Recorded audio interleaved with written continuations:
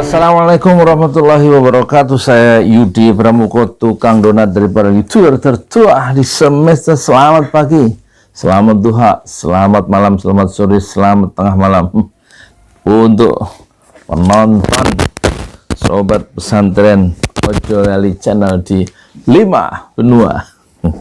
Saya akan membahas lagi tentang Habib Rizik Syihab part 4. Kenapa Habib Rizik kok sampai di penjara sementara pejuang perintis kemerdekaan Haji Agus Salim itu tidak pernah di penjara, padahal dia juga mengkritik pemerintahan Belanda penguasa.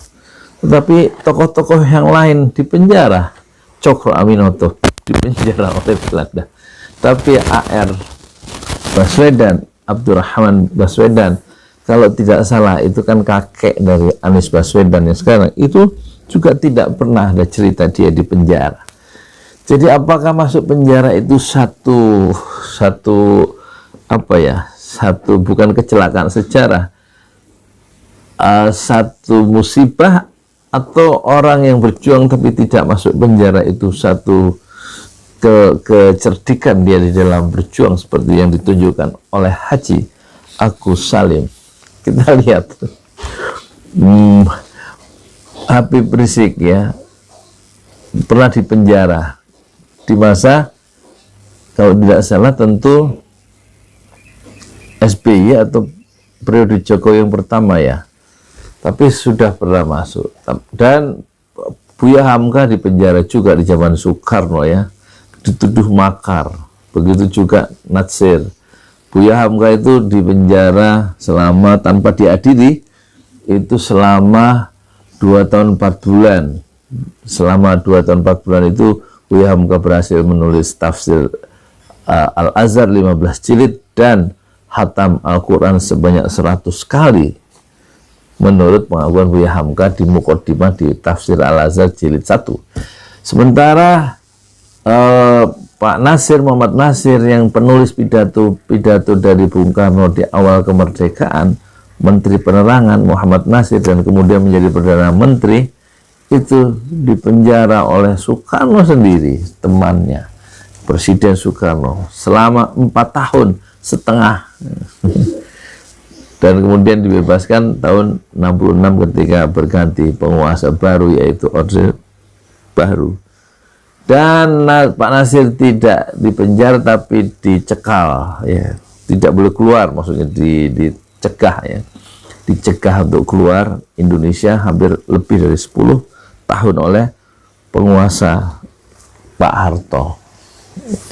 Sementara Habib Rizik selalu mengkritik pemerintah dan mempersoalkan ketidakadilan yang dilakukan oleh pemerintah dan juga ketimpangan lain, itu mengalami nasib yang sama sebagaimana pendahulu-pendahulunya. Pertanyaannya, mengapa Agus Salim tidak pernah dipenjara? Menurut pengamat, katanya bukan pengamat lah ya, beberapa kawan-kawan, itu karena kecerdikan dia dalam berjuang. Meskipun menulisnya tajam, mengkritiknya tajam, tapi dia berhasil selamat. Juga AR Baswedan itu merupakan pengecualian. Tetapi kalau menurut Al-Quran, pejuang-pejuang kebenaran itu biasanya risikonya 3: diusir dari negerinya, kemudian diancam pembunuhan ya, kemudian yang satu diusir dan dipenjara.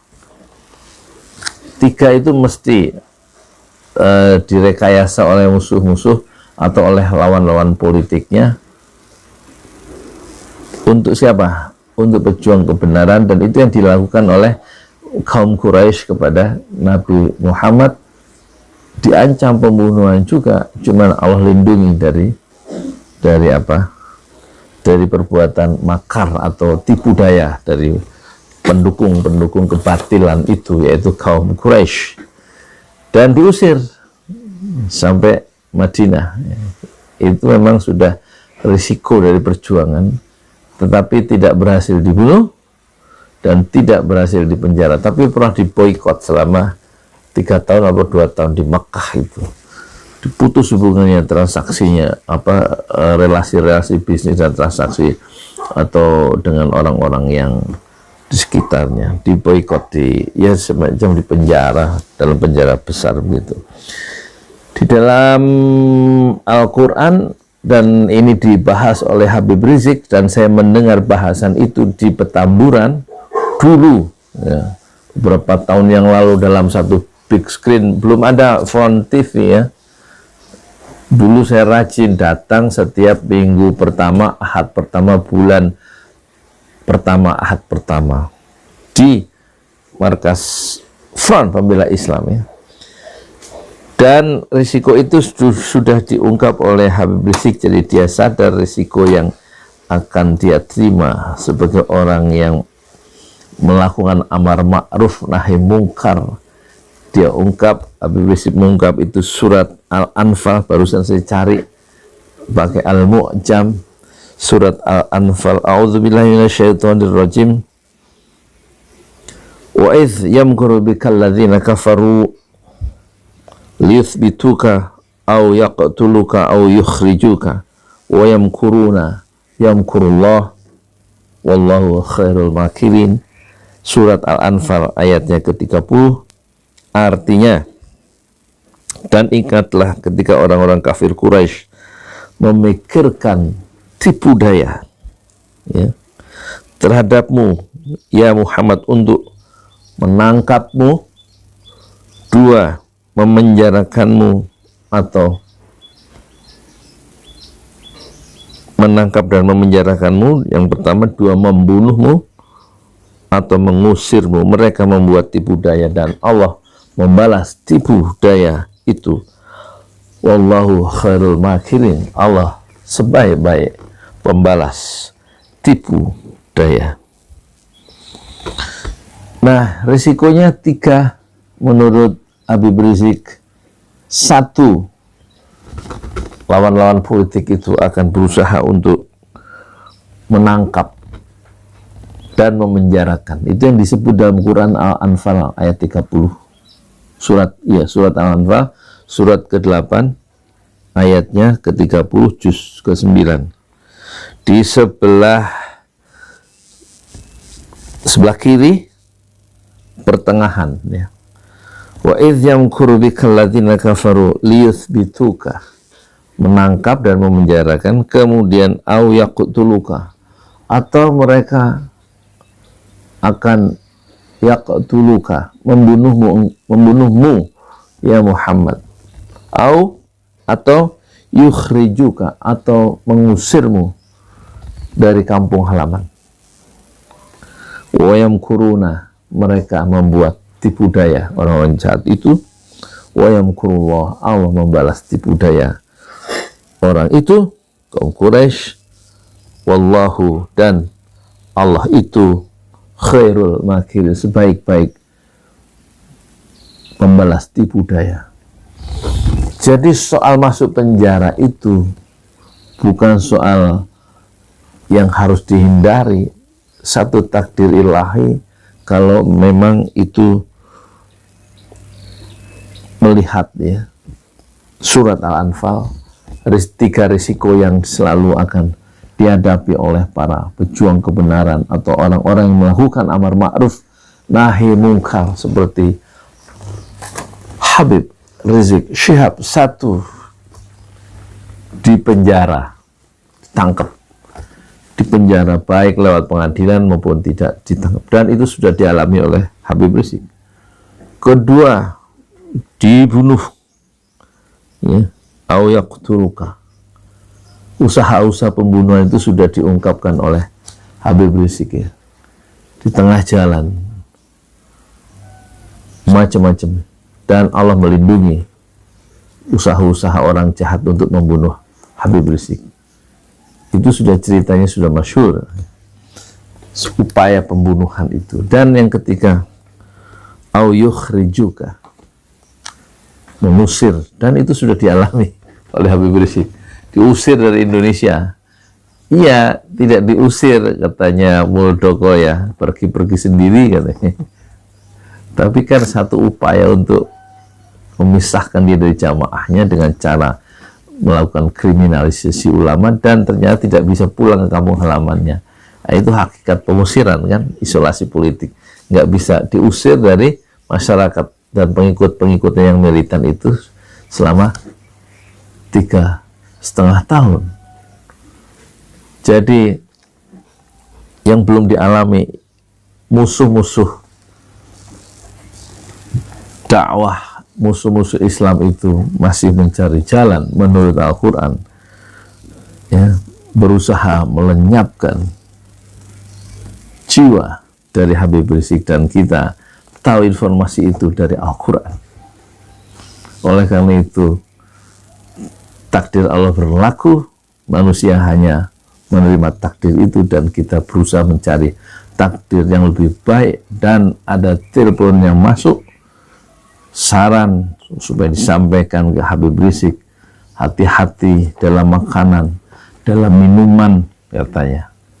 Kata sumber saya, kalau bisa yang ngasih minum dan makan itu hanya istrinya dan orang-orang terdekat yang dipercaya. Kemungkinan usaha pembunuhan itu bisa dilakukan melalui minuman, melalui racun. Dan usaha membunuh Rasulullah juga konon melalui racun, ya, yang dilakukan oleh Yahudi.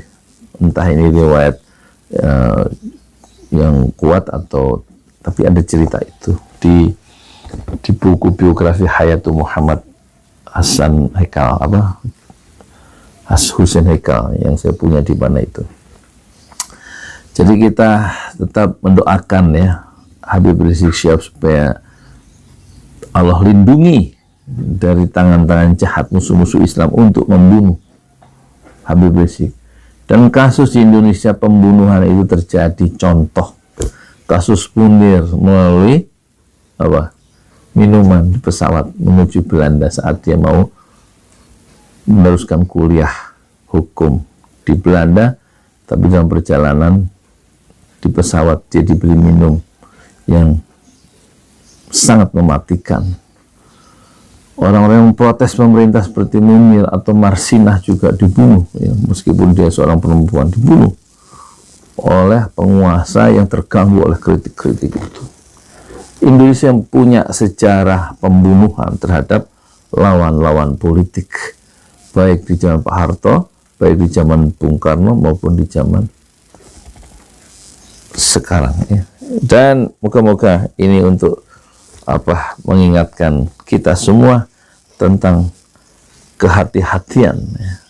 Oleh karena itu usaha untuk kemarin Mercy, hanya Habib Rizik hanya percaya terhadap Mercy yang menangani tes swab di Rumah Sakit Umi, satu upaya yang patut dipujikan meskipun mendapat tantangan dari penguasa. Dan berhati-hatilah, kita mendoakan supaya seorang pejuang sekaliber Dr. Habib Rizik Syihab tetap memiliki satu kehati-hatian di dalam makanan, di dalam apa yang diminum, dan juga ketika melakukan perjalanan dari satu tempat ke tempat yang lain. Tentu sabotase mungkin terjadi, dan pembunuh-pembunuh bayaran sangat dimungkinkan untuk berkeliaran, atau orang-orang gila yang sasarannya khusus. Orang gila itu mencari mangsa para ulama dan pejuang kebenaran. Dan kita tetap yakin dan percaya hanya Allah pelindung kita yang terkuat dan pelindung, satu-satunya pelindung kita di dunia dan pelindung kita di akhirat, yang tidak bertepi. Sayudi Pramuko, tukang donat dari Parung itu tertua di semesta fasbir sabran jamilah, bersabarlah dengan kesabaran yang indah. Assalamualaikum warahmatullahi wabarakatuh.